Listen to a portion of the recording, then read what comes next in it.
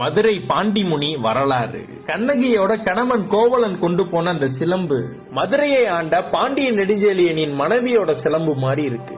இவரோட மனைவியோட சிலம்பு தொலைஞ்சு போயிருக்கும். கோவலன் வச்சிருக்க சிலம்பும் அதுவும் ஒன்னா இருக்கனால கோவலன் தான் இதை திருடி இருப்பாருன்னு இவரை கொன்றுவாங்க. அந்த கண்ணகி என்னுடைய கணவனை ஏன் கொன்னீர்கள், அது என்னுடைய சிலம்புன்னு உண்மைய சொல்லி நீங்கள் தவறாக நினைத்து விட்டு என் கணவனை கொன்று விட்டீர்கள். அதனா கேட்ட இந்த பாண்டிய மன்னனுக்கு அந்த கண்ணகி சொன்னதனா கேட்டு நம்ம தவறு செஞ்சிட்டோன்னு அந்த இடத்திலேயே உயிரை விட்டாரு இந்த மன்னன். இவர் செஞ்ச பாவத்துக்கு மறுபிறவி எடுத்து சிவபக்தனா பிறந்து வளர்ந்து வராரு.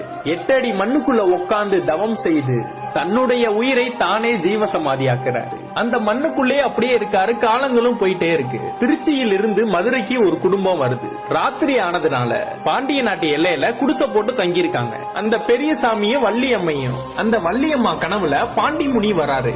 நான் 8 அடி பள்ளத்துல கீழே இருக்கேன், என்ன எப்படியாவது தோண்டி எடுத்துருங்க, உங்களையும் இந்த பாண்டிய நாட்டு மக்களையும் என் கண்ணை போல் காப்பேன்னு சொல்றாரு இந்த பாண்டிமுனி. வள்ளியம்மை அவரோட கணவர்கிட்ட சொல்லி அந்த பள்ளத்தை தோண்ட ஆரம்பிக்கிறாங்க. தோண்டி பார்த்தா அவர் சொன்ன அந்த 8 அடி பள்ளத்துல பாண்டிமுனீஸ்வரர் தெய்வமா உள்ள இருக்காரு. அதெல்லாம் பார்த்த அந்த ஊர் மக்களுக்கு மெய் சிலுக்குது. அந்த சாமிக்கு ஒரு கோவில் எழுப்பி தினந்தோறும் பூஜைகள்லாம் பண்ணி சக்கர பொங்கல் வச்சு வழிபட ஆரம்பிக்கிறாங்க. பாண்டிய மன்னனே மறுபிறவி எடுத்து தெய்வமா வந்தனால இவருக்கு பாண்டிமுனீஸ்வரர்னு பேர் வருது. இவர் சாதாரண கடவுள் கிடையாது, கேட்டதை கேட்டபடியே கொடுக்கும் ஒரு சக்தி வாய்ந்த தெய்வம், மதுரை பாண்டிமுனீஸ்வரர்.